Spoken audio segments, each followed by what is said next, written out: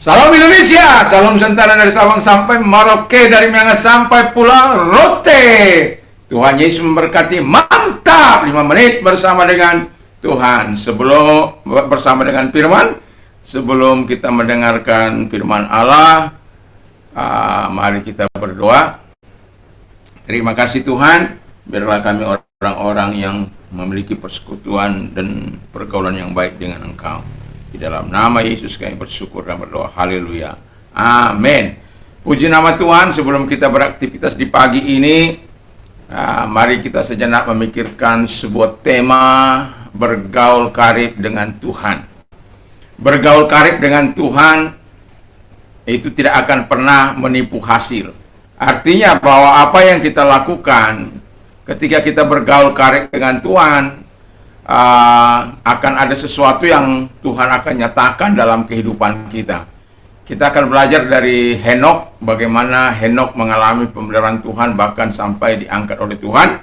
Di dalam Kejadian 5 ayat yang ke-24, dan Henok hidup bergaul dengan Allah, lalu ia tidak ada lagi sebab ia telah diangkat oleh Allah. Jadi Henok bergaul dengan Allah begitu panjang, 300 tahun ya. Karena firman Allah katakan ketika dia berusia 65 tahun, dia dia kedatangan seorang anak yang bernama Metusala. Bahkan ini orang yang paling panjang, 970 kurang 1 usia dari Metusala itu, atau 769.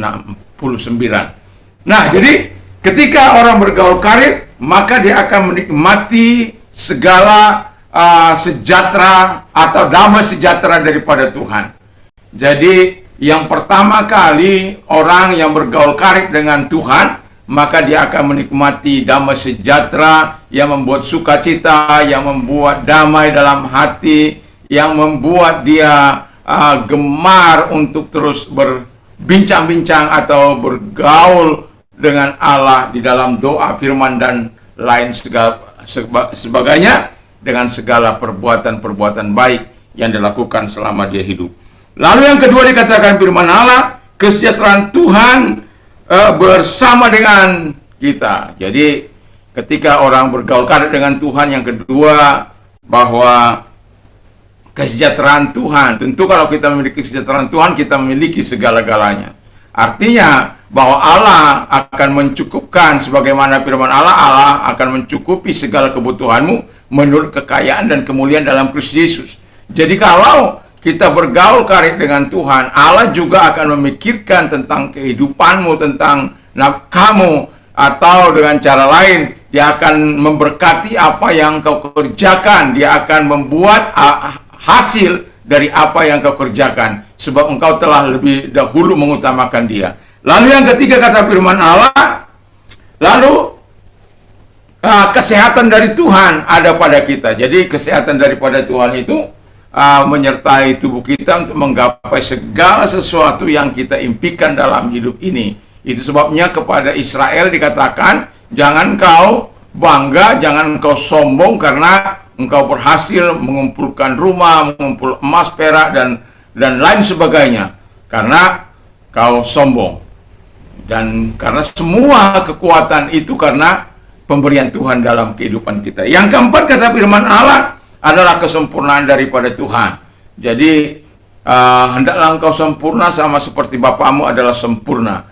Itu mengenai kesempurnaan, bagaimana Henok yang begitu luar biasa, sampai akhirnya dikatakan oleh firman Allah, dia diangkat oleh Tuhan. Jadi ketika kita bergaul karib dengan Tuhan, ada tanda-tanda yang menyertai hidupmu. Ada sesuatu yang Tuhan berikan. Ini bagian pertama. Nanti sore saya akan membawa bagian kedua. Jadi dalam kehidupan kita sebagai orang percaya, teruslah bergaul di dalam Tuhan. Teruslah bergaul dengan Dia, karena hanya Dia yang mampu menolong kita dalam situasi dan kondisi apapun. Tidak peduli dalam keadaan resesi, tidak peduli dalam keadaan resesi lokal maupun internasional. Karena kita punya Tuhan, Dia akan menolong kita keluar dari segala masalah. Dia akan membela kita, Dia akan memberkati segala pekerjaan kita. Yang penting pergaulan kita dengan Tuhan adalah pergaulan yang sungguh-sungguh, supaya dampak itu kita rasakan dalam kehidupan ini. Mari kita tunduk kepala dan kita berdoa.